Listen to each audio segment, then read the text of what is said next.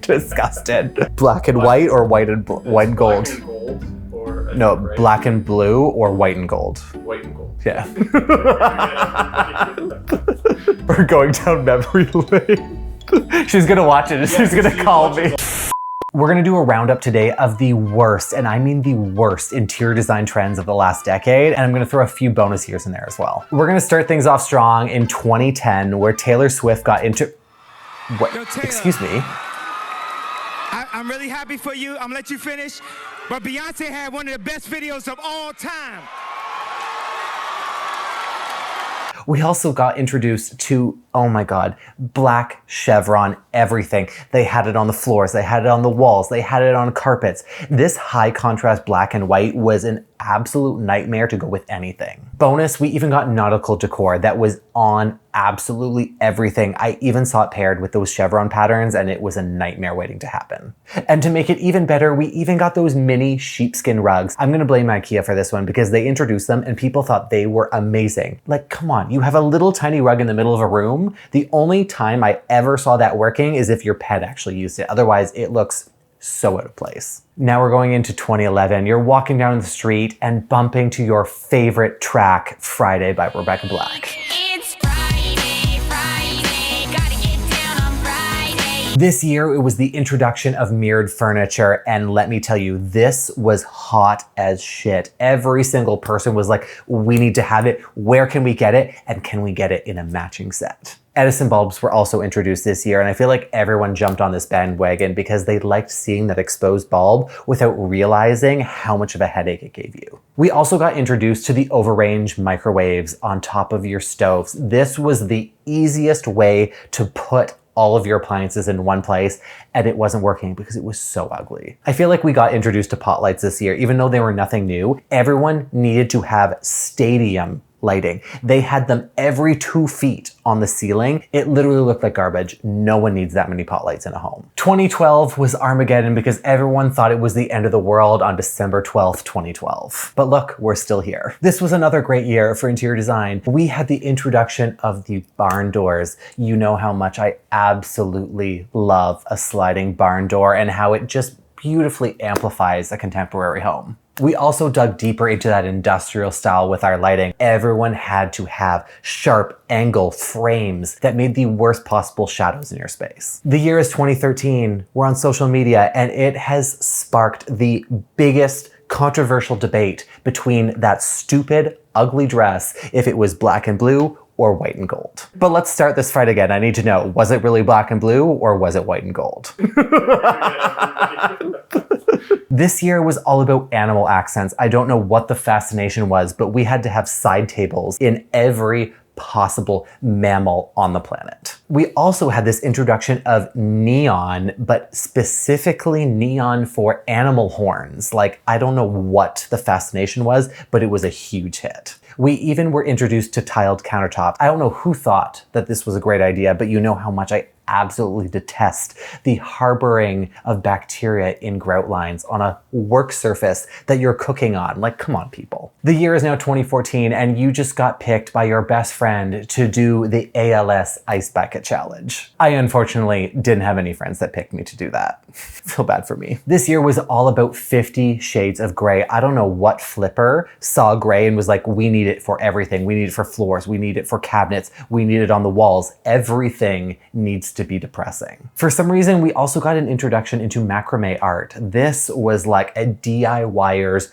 dream. Etsy went wild with being able to purchase this from anyone. And for some reason, we also got the introduction into faux distressed furniture. This was another one that was like beyond me. I don't know why you're spending premium prices on a new product to look old. Like, if you want that, just buy vintage, in my opinion. Today, I want to share a few rules of what to look for when it comes to actually shopping for nightstands. Now, there are a million different nightstands out there. This is the Phaedra 2-drawer unit from Article, and it is one of my favorite ones. And I want to share with you why. So what's great about this unit itself is it has 2 drawers, because if you are looking for any nightstand, it is an absolute must to have hidden storage. No one wants to see your tissues and lotion on the top, whether they're happy or sad tissues. Nightstands need to match the style of the existing pieces in your room. What's great about having those soft curves is it helps really lessen the visual impact of what you're looking for in your space. I personally like going with darker nightstands because I find it really makes an impact, even if your bedding is light, so you have that nice visual contrast. I know dark wood can be intimidating. If it's not for you, they actually have the same model in ash wood, which is really beautiful if you like that light and airy look. Another great thing about this nightstand is at the very bottom it has height controlled knobs. So if your floors aren't completely even, because if we're being honest, they usually never are, you can actually adjust the height so it's completely stable and flat anywhere in the room. I also want to share with you a few nightstand styling tips. Now, typically your average person is going to have just a light on it, which isn't necessarily a bad thing, but it does look quite plain. I love stacking coffee table books. You know I have a million of them, so I have them all over the house. This helps give a little bit of height to the room itself and balances off both sides of the room. What's great about adding books is that you can actually hide the cord underneath them as a source of cable management. This is great if you have your phone plugged in beside your bed. I always like topping off my coffee table books with a light fixture, especially in a bedroom. This is fantastic for giving a really nice ambient glow that's controlled in the evening. If a light fixture is not for you, I always recommend at least having some kind of catch-all so you can put your watch, your jewelry, somewhere that's close at hand when you're in bed so you don't have to actually get up when you forget to take them off. I love this nightstand for myself, and as you've seen before, I have a few article items. I think the quality is fantastic. The delivery is also super easy. If you're looking for anything from Article, you can get $50 off your first purchase of $100 or more using code DESIGNDADDY or scan the QR code on your screen. 2015 was wild, y'all, because for some reason Kanye West announced his running for presidency. I have decided in 2020 to run for president. And knowing how he really is now, I'm so grateful he didn't go through with it. This year, we were introduced to the #1 cardinal sin of interior design, and that was the word art and slogans on walls. I have no idea who started this trend, but it is the first and only one that I have a burning, hateful passion towards. We also got introduced to rose gold, which had its moment. It was great, but because it really comes off so tacky and really works with nothing, it just was so out of place. I also have no idea why palette DIYs got introduced this year. Like, everyone was like, we're gonna make palette art. We're gonna make a sofa out of palettes. Like, this is old reclaimed wood that's been outside for years, and you're just gonna bring it inside and use it for who knows what. I'm just gonna leave it at that. 2016, Drake was sitting on top of the CN Tower and everyone in the world was bopping to Hotline Bling. You used to call me on my cell phone. You know what I wasn't bopping to? Shiplap. Because this shit was everywhere. I blame HGTV for this because they made it so widely known that everyone's like, oh my God, we can add texture to walls by putting on panels. Let's put it everywhere. We also saw the rise of flesh tone pastels, which I don't understand why you would want to bring these into your home. The sheer color of this literally goes with nothing.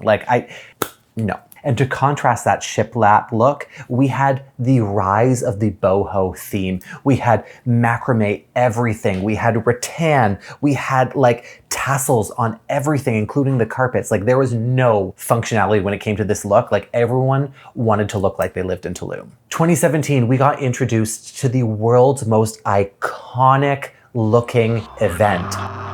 It gives people that type of energy, that type of power.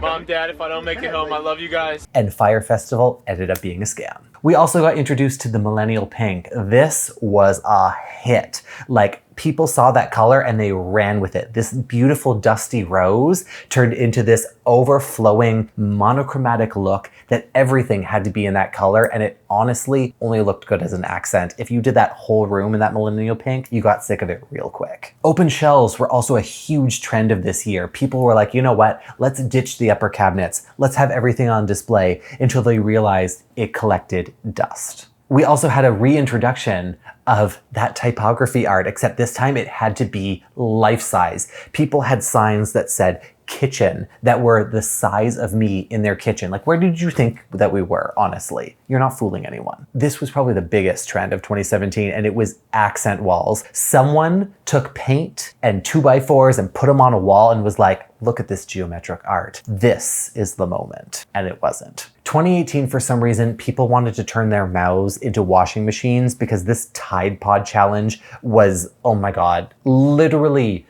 death waiting to happen. It involves teenagers appearing to eat laundry detergent pods and posting the pictures on social media. Photos showed the pods being used as pizza toppings or a bowl of them mixed with bleach for breakfast. It literally says do not consume on these things, and people were putting them in their mouths. Oh God, this world needs a new plague. But even worse was the interior design trends that came out of it. And first on the list was the excessive decorative cushions. Oh my God. People made their entire bed of decorative pillows. Their sofa, there was no place to sit because it was all decorative pillows. I don't understand why and where this thought process came from, but they were like, pillows, we need 10 of them, minimum. We also saw the rise of the color-coordinated bookshelves. Now, this was cute for a moment. I feel like it's great for kids, but having that completely color-coordinated look just looked like you had a rainbow on your wall. And if you wanted to support Pride, just say so. Neon art also had a weird flex this year. People were like, you know what I need? I need to bring the club home. They usually had these really tacky sayings, or they were like fruit. I don't know why you would want that in your space on the walls, but I mean, people ate it up, literally. In 2019, for some reason, Americans thought they could stampede the Area 51 and not think the military was gonna stop them. Like, come on. We all know how that ended. I'm here to have the first interspatial relationship. You can leave that Facebook page. I'm sure you're still part of it. This year was another significant cultural moment. We were introduced to the Queen, Maria Kondo, and every single person and their sister and their dog was picking up items in their home saying, does this spark joy? And if not, they got rid of it. This was the rise of minimalism. And if we're being honest, no one has the luxury of living in a minimalistic space like Kim Kardashian. We have so much stuff that we live and breathe and have around us. Like, this just was not sustainable. Another big rise was the terrazzo. Now, terrazzo is timeless to an effect, but people were putting it on everything. And those really excessive saturated colors that really only worked with that look did not go with anything with the rest of the design, and they looked so out of place. 2020 was honestly iconic because we had two significant cultural moments. We had the Tiger King, which took the world by storm. I don't know a single person that didn't watch that documentary. And to make it even better, Americans went through the toilet paper shortage during COVID. Like, people were selling toilet paper on Facebook Marketplace for like $50. Like, oh. I am never gonna financially recover from this.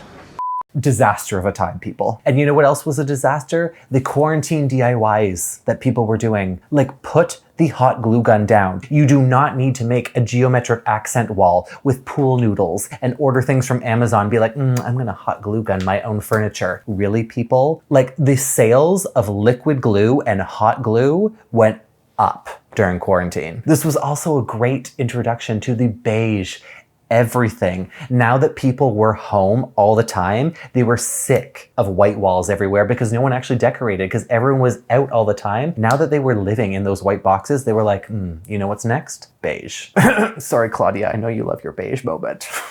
For some reason, we also were introduced to oversized cabinet pulls that were literally the size of the cabinets and the drawers that they were placed on. I don't know who thought of the idea of a kitchen design where the first thing you notice are the handles. There's nothing beautiful about those. Like, come on. 2021, and we were introduced to probably one of the most iconic memes out there. Bernie Sanders in his little mittens, sitting there and looking as disappointed as the rest of the world was. This year was so big on the all-white kitchens and the farmhouse kitchens. These came like hand in hand, people. Like, these were on the rise already, but this year, every single person I knew about it or wanted it. We also saw the rise of curvy furniture, and not just beautifully curved furniture. It had to look like a scallop. Like, we had like waves and squiggly lines, and it really did nothing for your space. It looked so elementary. Because we were still part of quarantine this year, the painted on arches. Oh dear God, this was another DIY fail. Every single person saw that one photo on Pinterest of having the painted arch over top of a door, and people were like, we have an arch in our home. The paint is not fooling anyone, people, come on. The year is now 2022. Let me set the stage. You're at home, you're comfy, you've got your popcorn, you're in your pajamas, we're watching the Oscars, and the world stops with the connection of Will Smith's hand to Chris Rock's face. Wow, dude.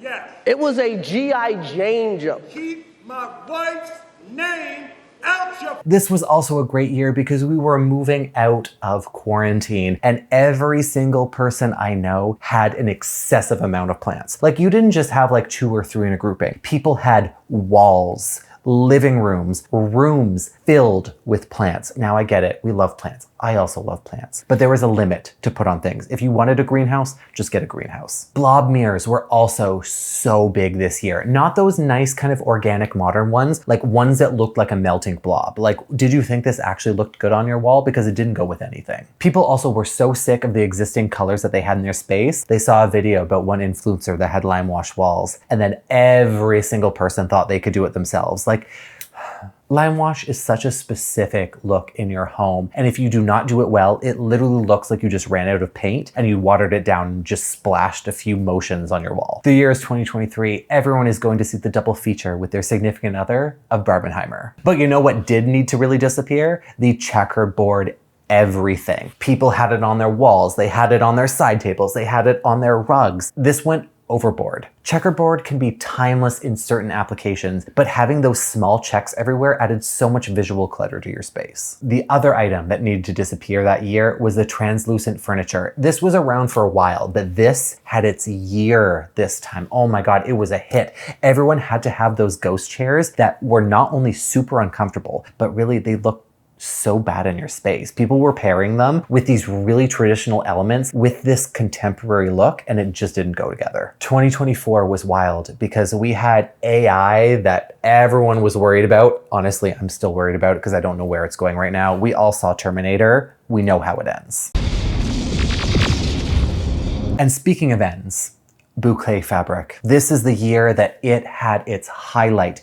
Every single person was like, you know what we need? White boucle. And you know what every company produced? White boucle. This textile was like, oh my God, it would catch on everything. It has no lasting power. The only great thing about it is that it adds that extra little bit of dimension and texture to it, but you can do that with so many other elements in your space. The other terrible thing about boucle fabric is that it wears so poorly. It gets flattened down and it just looks so matted, and all the dirt gets stuck in it. The last item on this list was also the biggest highlight of 2024, and it was the slatted walls. There needs to be charges put against the influencer that showed one wall with slats. And people are like, that's what we need. Every single company to this day is producing slats in every single color, every single finish, and people are buying it up. The challenge with slatted walls is that if you don't have that consistent look throughout your entire home, it looks so out of place. Adding it to a single wall or in the corner of a room really doesn't highlight anything, and it looks so out of place. Oh my God, I need to calm down. I'm clearly sweating with how heated I am right now. Holy fuck. I've gone through all of the worst interior design trends of the decade, and trust me, there's probably hundreds of more. Those are just on my personal hit list. But it's also just as important to understand the best interior design trends, and that's why you need to watch the video that I did on the 2025 trends that have timeless capabilities. That's all for today. Thank you so much for watching. Make sure you like and subscribe,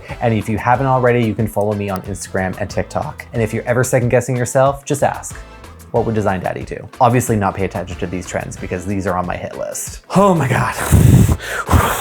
Getting heated, guys. Or maybe I'm just that hot. No. Disgusting. Disgusting.